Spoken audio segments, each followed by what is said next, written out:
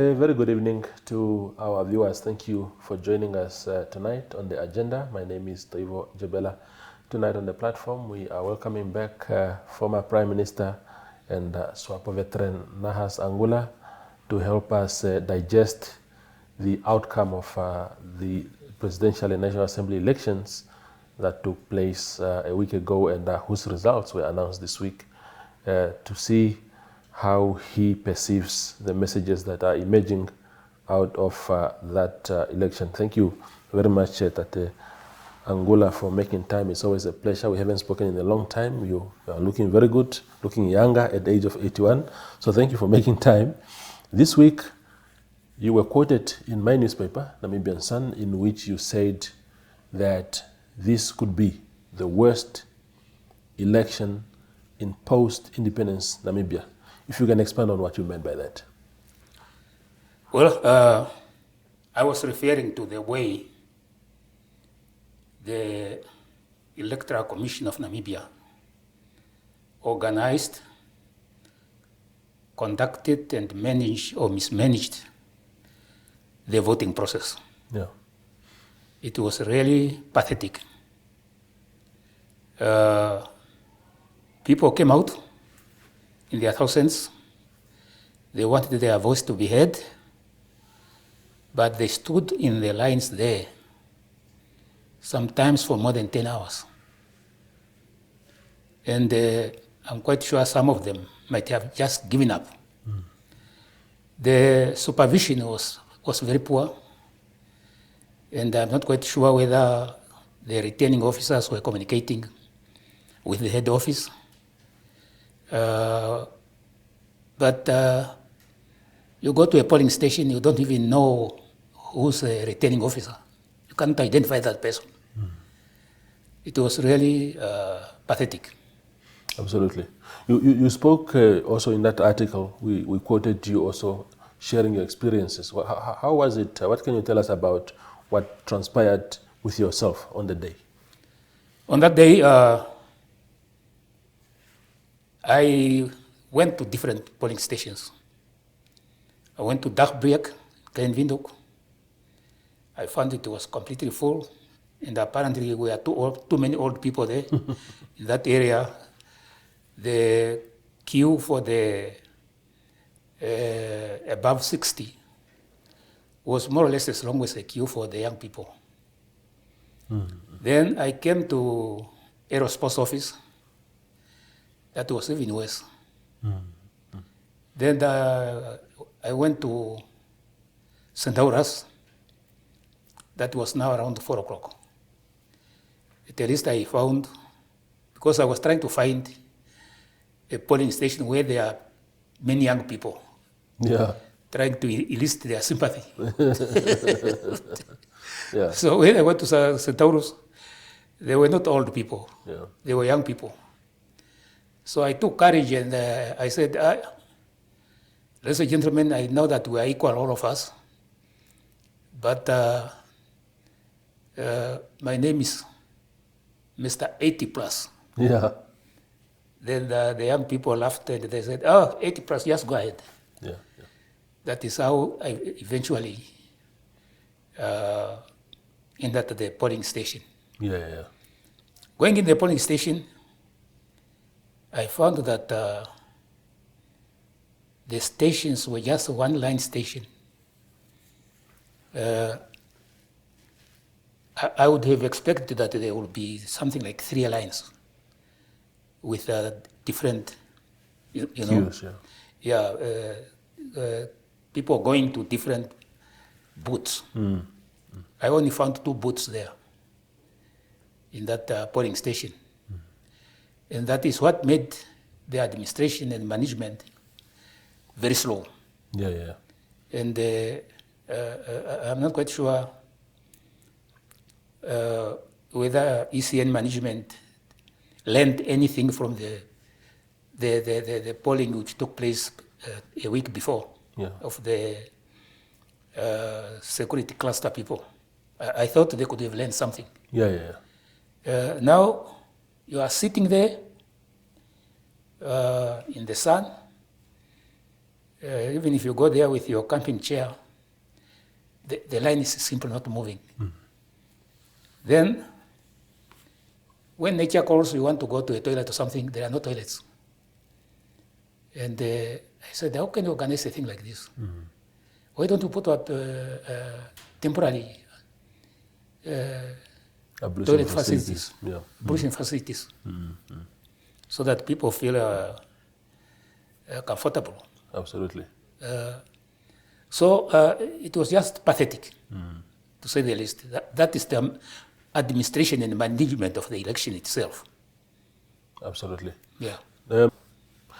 Yeah. Now, the other issue, former Prime Minister, is that apart from the logistics, there were some pretty controversial decisions, controversial announcements by ECN on the day. First was them telling returning officers to not close polling stations at 9 o'clock, which I thought was maybe a good thing, because really a lot of people were still in the queues.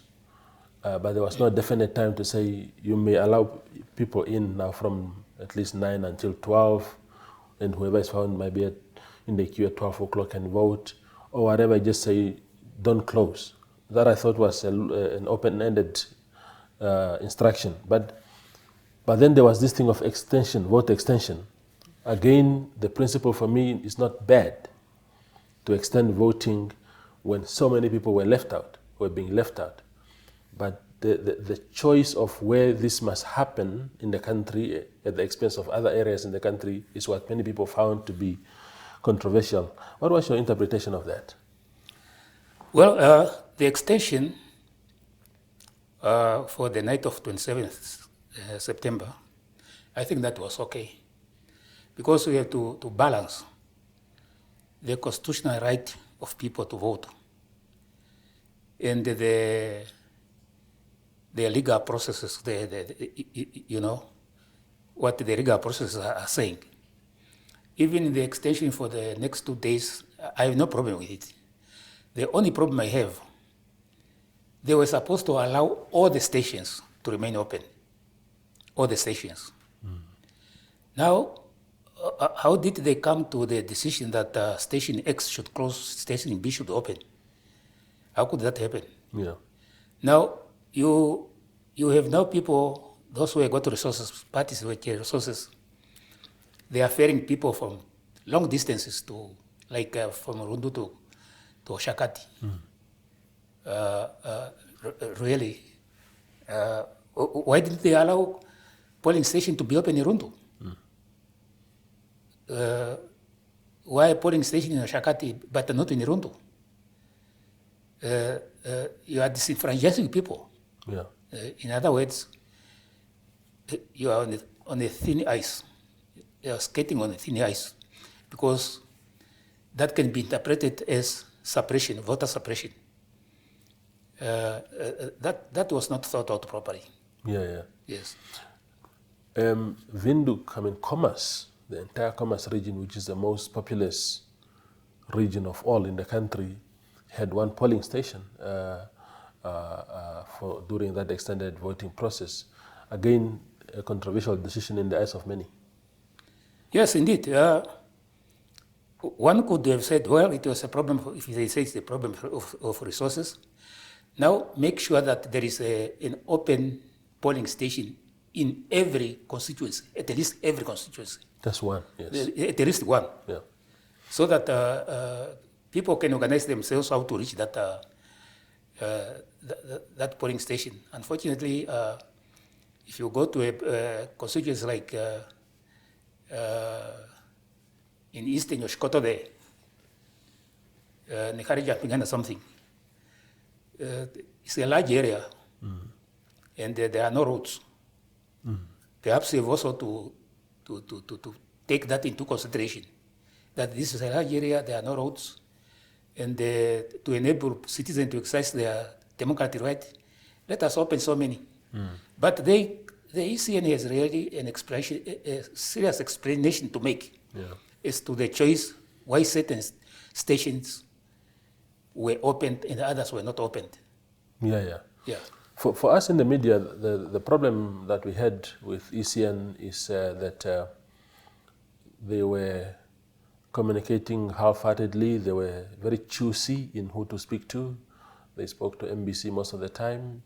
They would call a press conference, and then just as you prepare to go to the press conference, you hear that the press conference has been cancelled, and then moments later you see the ECN bosses giving an exclusive interview to MBC.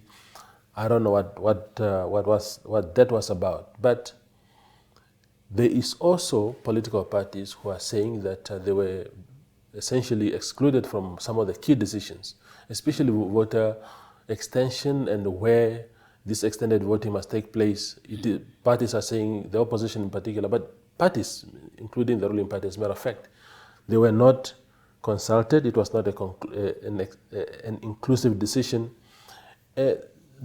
It's therefore not very difficult to see why some people do not want to be part of that decision. Some people are threatening court action because they feel it's a decision that had nothing to do with them. Do you think that it would have been nicer if they had consulted everybody and say, let's own some of these decisions together?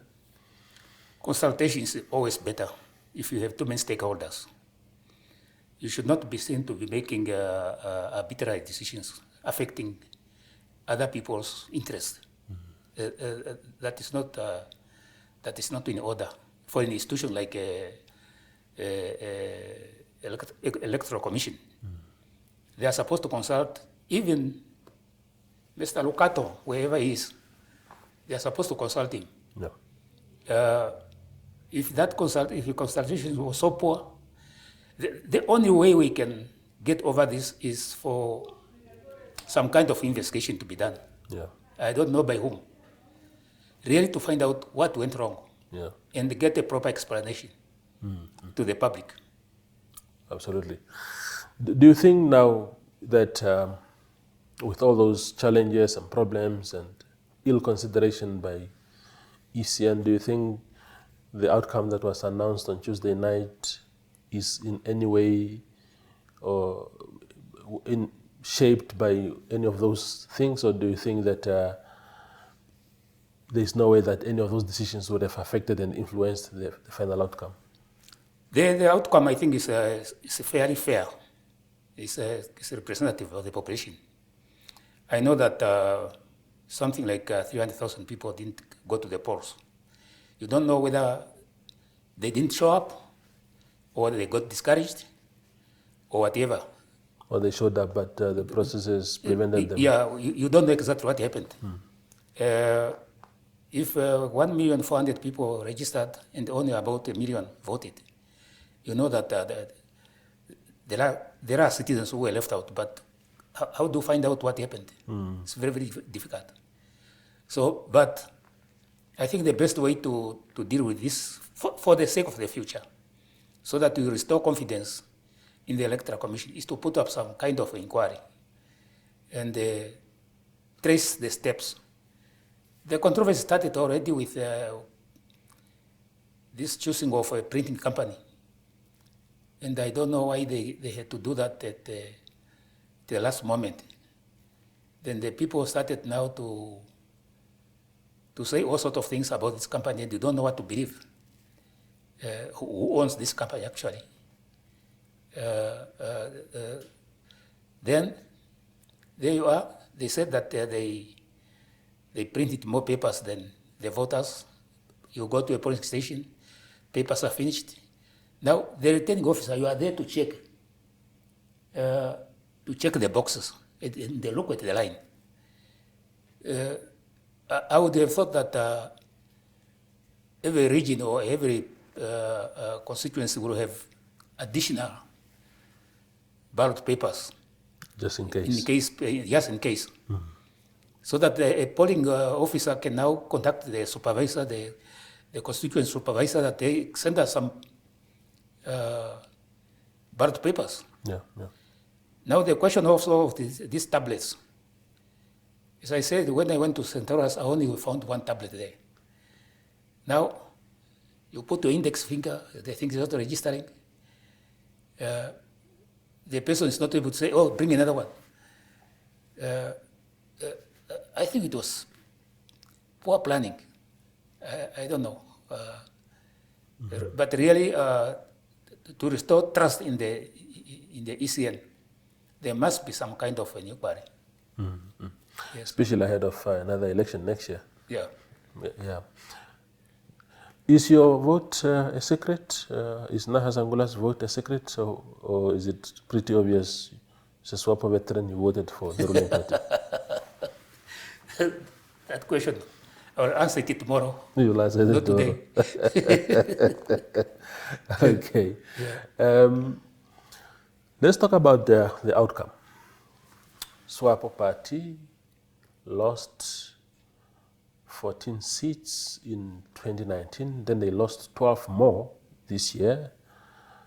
The party has only marginally won this election, parliamentary-wise, 53%. That's like really 3% more than the opposition. And that's a very unfamiliar territory as far as Swapo is concerned. Yes, it is disappointing. That's why the announcement of the results, nobody was jumping, nobody was clapping hands. People were kind of shocked. I suspect this is also related to how much resources you have spent in these elections. Yeah. Swapo was ferrying people up and down, having big rallies in every major town. I'm quite sure the Swapo leadership must have spent a fortune. And perhaps that's why they were not impressed by the results. Then, of course, you also know that the demography is shifting. Namibia is becoming a youthful society. Yeah. Unfortunately, the youth are the ones also who feel excluded, unfortunately. You go to university, you get a diploma, whatever it is, or you train as a teacher, or you train as a nurse. Then it takes years and years for you to find employment. Meanwhile, the age is going up. You want to find a family, you cannot because you don't have resources. You can really understand the disappointment of the young people. That's why they are attracted by the word change. APC, when they talk about change, they don't tell you how the change is going to come about. They only talk about change. How going to bring about this change? It's not explained. So it's just a catchy word for those who feel they need change. Yeah, so something drastic must happen.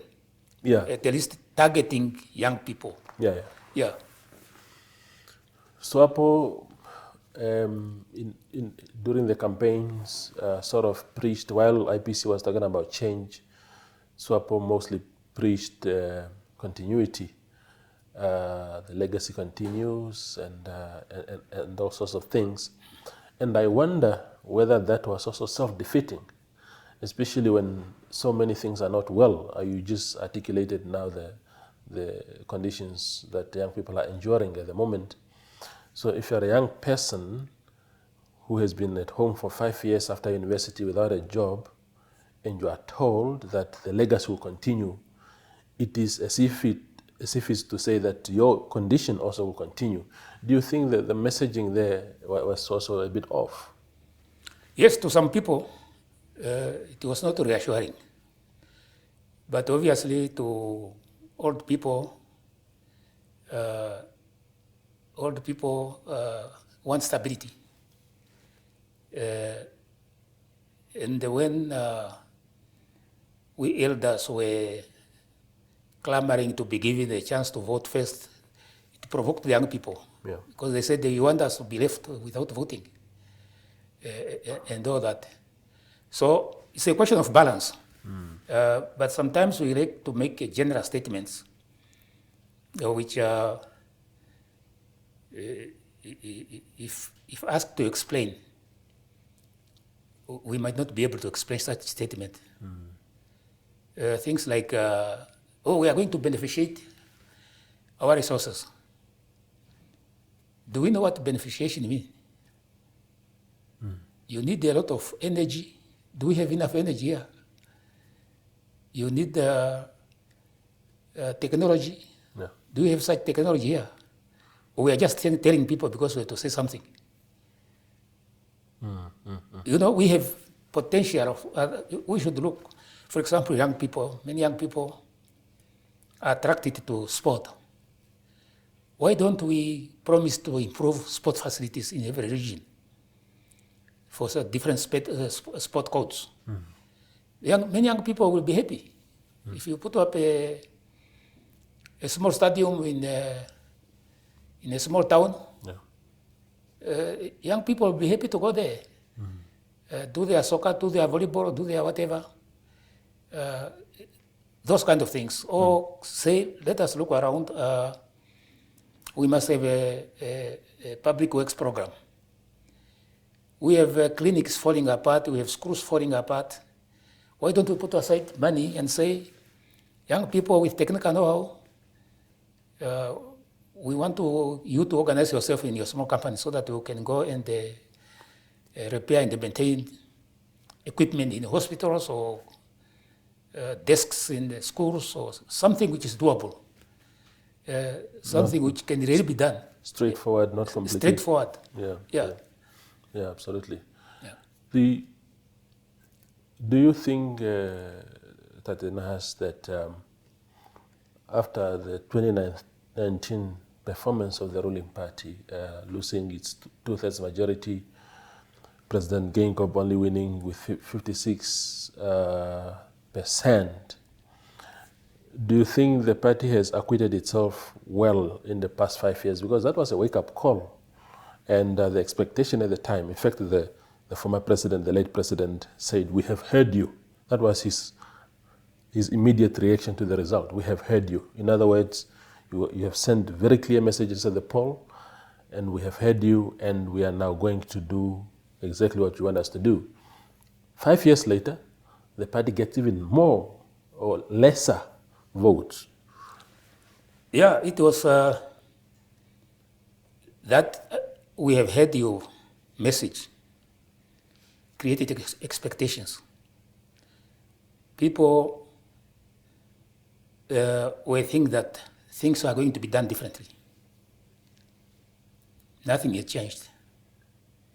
And when you create expectation, know that in the future, people will punish you for that. Once you create the expectation, it's not good. Create hope in things you can do, even if they are small things, but targeted, something targeted. So just before we go for a break, so what are those things that you think, in practical terms, went wrong in the last 5 years, to the extent that people seem to be disillusioned more than they were in 2019, to the extent that the party only won the election by 3%, maybe 3%. So what is it that seemed to have brought the party here? I know that you mentioned things like, young people being unemployed and all that, but there ought to be more. Well, there are many things. There are many interacting things. Don't forget, Fishrot is still alive. Yeah. And in fact, just to intercept you there. Yeah. Regarding Fishrot, one of the things that some of us are saying is that it is quite a shame that 5 years later, you still have fishermen on the streets of Walvis Bay. You couldn't believe how a party would not have resolved the matter for 5 years. The very issue that robbed you so many votes in 2019 is not resolved ahead of the 2024 election. What kind of leadership is that? You can see people in Erongo, they are still angry. Yeah, yeah. I don't think that they will be able to, unless the next generation, to forgive Swapo. Minister Esau did us a disservice there.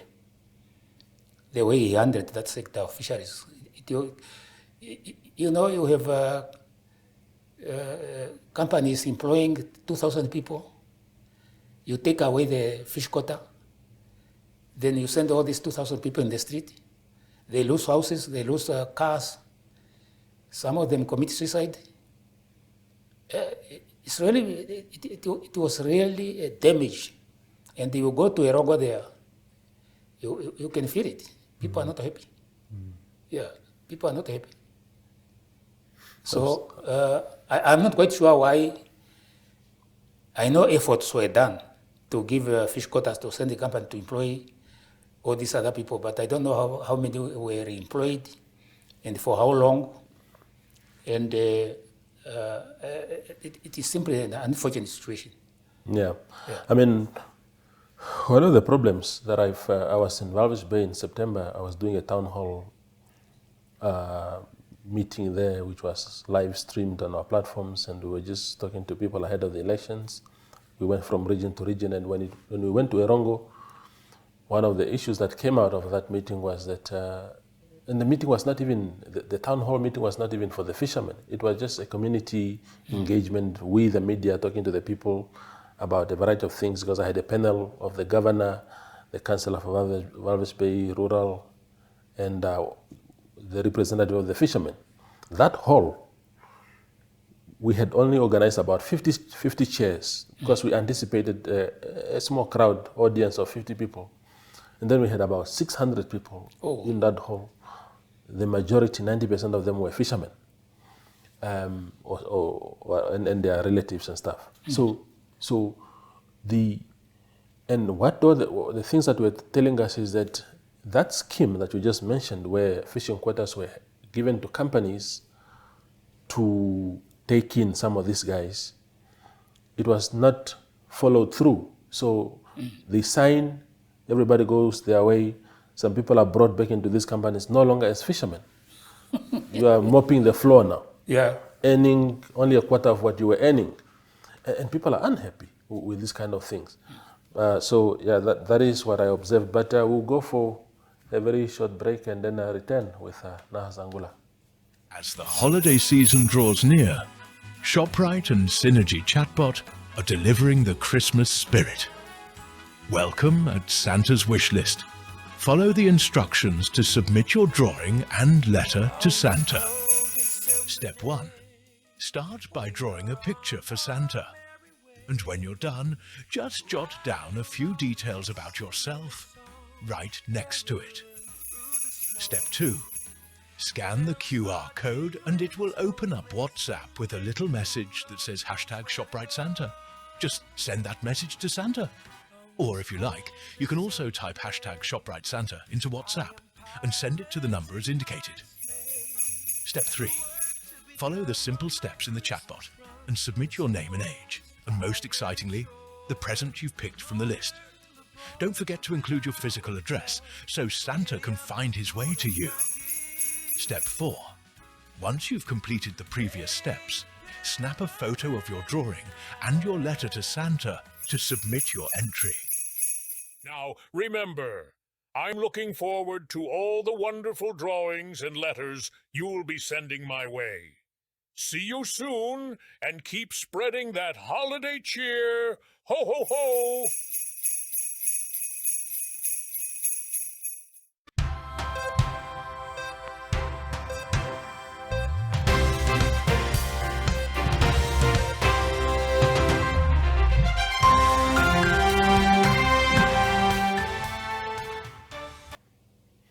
We continue our conversation on the agenda with former Prime Minister Nahas Angula, a Swapo veteran.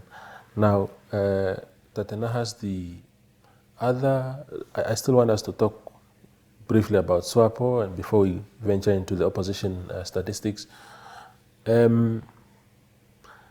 Swapo cannot afford to lose any more percentage share of the election. 65 in 2019, 53 in 2024. It cannot drop any further from that, because that would be the loss of the party, loss of power by the party. What is it that must happen between now and 2029 to restore the confidence not only in the party but also to restore its electoral dominance of the past? That question should better be asked to President-elect Meme Netumbo. He has the baton, but I have every sympathy with her looking at the Swapo party list for parliament. Some of the people who are on that list were in the previous parliament, and some of them were just sitting there saying nothing, waiting just for month end to come and go to the bank. It very much depends upon the team on that list. First, to select competent ministers who have new ideas how to handle certain things, or how to initiate new programs which will benefit especially young people. Now looking at that list, I'm saying Meme Netumbo might have good ideas, but the people from where she is going to draw her cabinet, are they competent enough really to push the agenda? I have my doubts. Because some of the people who are on that list were in the parliament before, and they never made any impact. When Honorable Swart Boy was talking loud, I think now he's grown up, he's talking low now, few of them could answer him. Now imagine you have now the likes of Mpanda there, who will always call my party a corrupt party. The situation will be the same. So I hope things will change, but for now, I have no basis to make a definitive conclusion. Yes, just looking at that list. Yeah. I mean, speaking of the list, there's also a lot of ministers who didn't make it, a lot of current ministers who are not returning to parliament unless they are rescued by the president-elect on her list of 8 nominees to parliament. But even if there are just too many, because there are a total of 9 current ministers who did not make it within the 51 seats. And then you have about 7 or 6 more that are retiring on their own. Your Kalish Lightvines, your Dr. Shangulas, and many others, Doreen Sioka. So it means that if, hypothetically, if Netumbo Nandi-Ndaitwah was to leave those that are out as they are, she would need about 15 ministers roundabout, new ministers. Is that an opportunity for renewal, or will it leave us with a lack of experience that is needed in cabinet? Well, that depends really on Meme Netumbo herself. But I have seen something strange happened the other day. Swapo had its spot. Then one of deputy ministers could not make it in a pot. But Meme Netumbo decided to put him on her list. Now, what do you read out of that? If the people said, well, we can't elect this person, and you go and put that person on your list,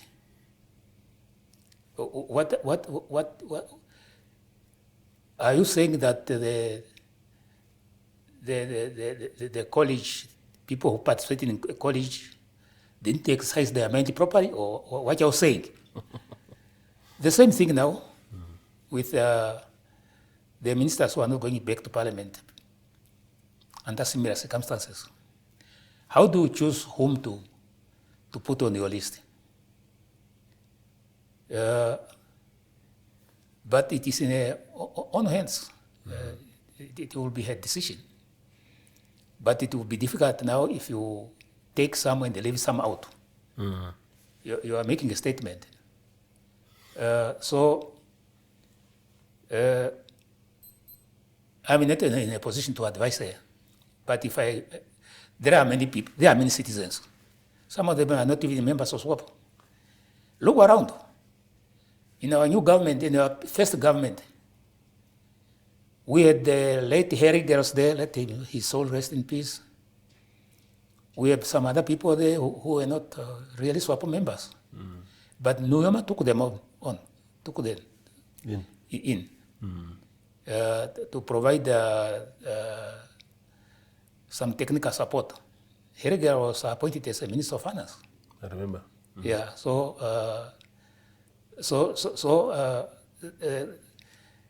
we are a diverse population, but for the sake of the country, perhaps we should not just look at the party. Yeah. We should look in the population as a whole. I know what you're saying about Veiko Nekundi there having been very, very far, and then Vice President Netumbo had already nominated her 10 people as per the party constitution. They were announced. Then weeks later, we hear that she changed that list, bringing in Veiko Nekundi and getting rid of Mr. Haitengela, who's an ED in the Ministry of Youth and Sport right now.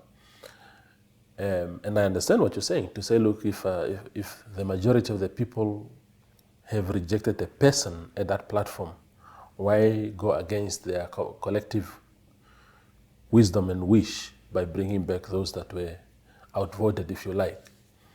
But I know politics also, as they say, art of the impossible. Some people are like Negundi is a loyalist of Netumana Nindaitwa. Maybe that is a small way to say thank you for rallying behind me, for standing shoulder to shoulder with me. And then you use other appointments for tribal inclusion, for the skills that people are bringing to the table. So the reasons are different. But let's look at what do you know about Netumana Nindaitwa? You have worked with her for a long. What kind of president are we getting? Who? Netumana Nindaitwa. Oh, no, she's a mature, cool lady. She's consistent. And when she was a minister, she really, especially at the environment, she really did a lot of things there. But you are head of state there in State House, isolated there, like you are in Robben Island. There are also limitations. When you are there, people come to you. Sometimes they are not open. Sometimes they don't know what to tell you. If they discover that you like certain stories, they start telling you those stories you like, and all that. So, but she's consistent. She's stable. No problem about that. Yeah. So the opposition, what is your reading of, you just spoke about Job Mpanda there. He will be leading a group of 5 others, 6 in total for AR. And it doesn't look like he will stop calling your party the corrupt party. But, and AR seemed to be a very youth-centric movement, almost like LPM. Maybe the LPM people are slightly older, but also young. what do you expect to happen in Parliament in the next 5 years? I'm asking this because at one point last year, President Genkob lashed out at Swapo members in Parliament, saying you have these majority numbers in Parliament, but you are playing second fiddle to the opposition in terms of ideas, in terms of motions, and all these kind of things. What do you anticipate this time around? Well, it depends upon the Swapo leadership. If I were asked to give them ideas, I would say start straight away with training. How to read bills, how to identify issues which are close to your heart, and own them up in Parliament there. Found out more if you are interested, for example, in child survival. Malnutrition is rampant in Namibia. Make that your theme. That I don't want to hear a child dying from malnutrition, which means food production. Anything coming to Parliament related to food, that is your cause.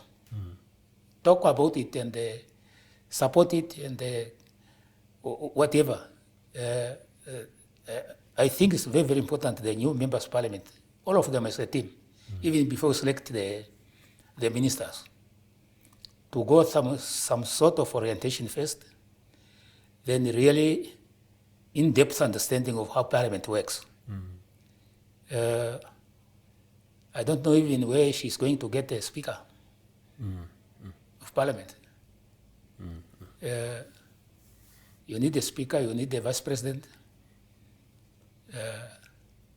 Typically, who should be, I mean, not who by name necessarily. If you can give me a name, I'll be grateful. But the vice president, what kind of person do you need there? Is it an old man like Nahas Angula, like we had Tate Niki Yambo and current president Angola Mumba, old men for that position? Or is it time that we attach more seriousness to the position and put really people, because we've now learned that a vice president can immediately become president of the country? Yes, the vice president must be a person of integrity, and preferably also with a wide knowledge about government and governance. And above all, of course, must be loyal to the president. But you should, as a vice president, be ready to be directed by the president to do certain things, and do them to the best of your ability, and all that. But I think to start with, do the team building thing first. Yeah. And you come to learn about the team you have. I remember late President Hage Geingob asked people to give their CVs. Now, a CV, yes, it's fine. Nobody writes better about himself or herself. We always put the best foot forward. You learn nothing from CVs. Yeah.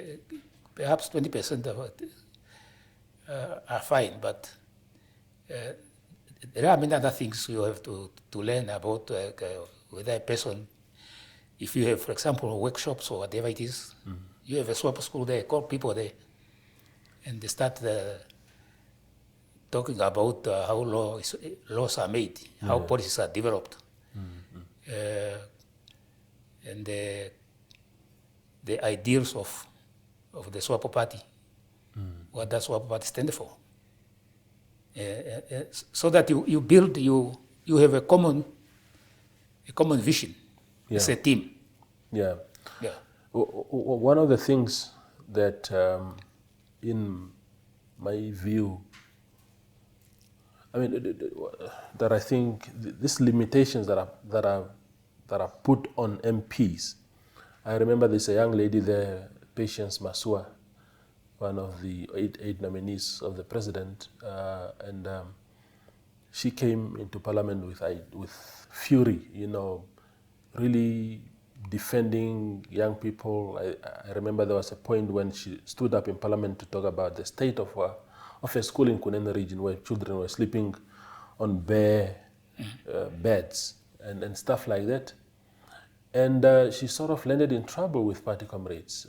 Same thing as my good friend, Mr. Dingara. Of course, with this idea of 1 million per... 1 million. Yeah. Again, it's not very much about the idea, but the fact that when people come to Parliament and think independently, they are sort of reprimanded. Do you think, because there's just so many firebrand people in Swapo who are like traditionally firebrand, but once they go there, they have to toe the line, which is a bad culture. I thought when people are there, because they are seen to be embarrassing government, how can you raise those issues? You are embarrassing us. We are the government that is failing on that front, and therefore you cannot point it out publicly like that. That is sort of the attitude. This collective thing that got your colleagues fired, Pendukeni Vola Itana Jere kind of fired because they thought outside the confines of an established whatever. Those things are not really helping the party. Yes, the best way you can deal with that is for parliamentarians to have more caucuses so that we encourage people to say those things in the caucus, party caucus. No. And see how far they can formulate the ideas and how you can answer them as a party in your caucus, so that you don't go to Parliament and give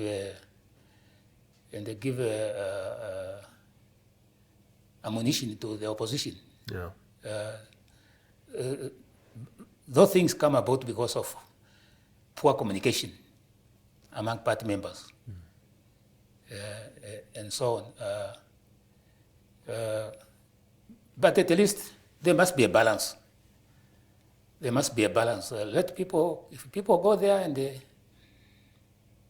they feel constrained, they are not saying anything, they will withdraw into themselves. Yeah. And they will not, in case I say something wrong, Yeah. and they will not say much. And that is not doing the government, the party, any service at all. Yeah. There must be ways of people to express themselves where they feel that we have these shortcomings. Yeah. Oh, you spoke earlier about how President Nyoma appointed his first cabinet. There was somebody who was telling me, I think earlier this week, that Sam Nyoma was very meticulous in how he appointed his key people, whether it's ministers or whatever, so much that sometimes he relied on communities to say, I'm not very familiar with Kunene here. Yeah. Who are your people here that can come to government? So instead of, and that kind of practice just faded away. Now it's about, who was key in your campaigns and these kind of things. How should Netumana Ndaitwah deal with her appointments in March? Netumbo was in a senior mass cabinet. Equally in Tatipamba's cabinet. Tatipamba and Nyoma operated more or less like the same.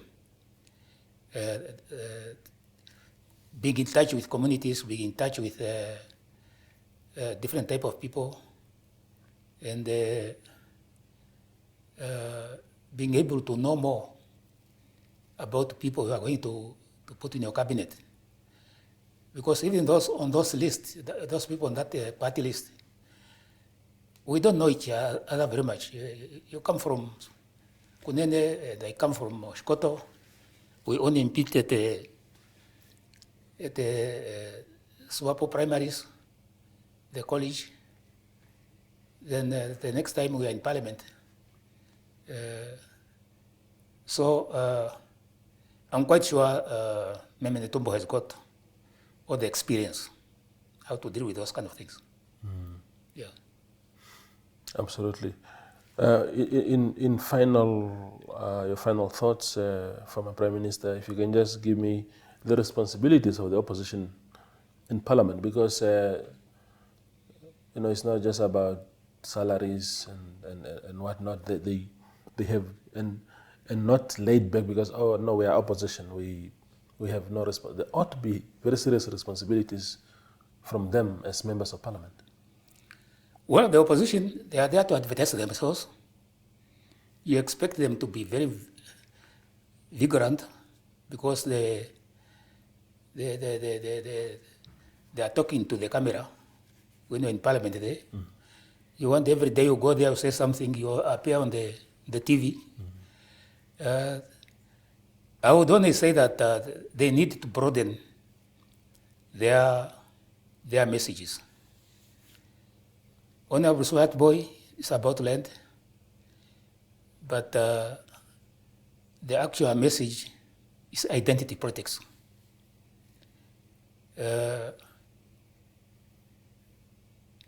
Ampanda is about youth, and he's about not to be youth anymore. I don't know what he's going to talk about when he he becomes 40. Yeah. You come to us every day, say youth, youth, youth, youth. It's not a stationary thing. You have to broaden your message. Yeah. IPC change, define what change is. But I have no problem with the opposition. The opposition, they are there to advertise themselves. Yeah. They will be awake. And holding the ruling party accountable, isn't it? The what? And holding the ruling party accountable. Yeah, holding the ruling party accountable, yes. Yeah. That's their job. Yeah. So they will talk, they will shout. It's not a problem. I'm only worried about my own party. Yeah. People go there, perhaps they are not totally prepared. Perhaps they don't even know how Parliament functions. How to move emotion or how to develop an idea within the framework of the Swapo ideals. Yeah. That's all what I'm worried about. Absolutely. Yeah. Thank you, Nahas, for coming to the platform. Thank you very much. Yes. That is former Prime Minister and Swapo veteran Nahas Angula sharing his views on the outcome of this election and what we can expect in the next 5 years. Thank you for watching.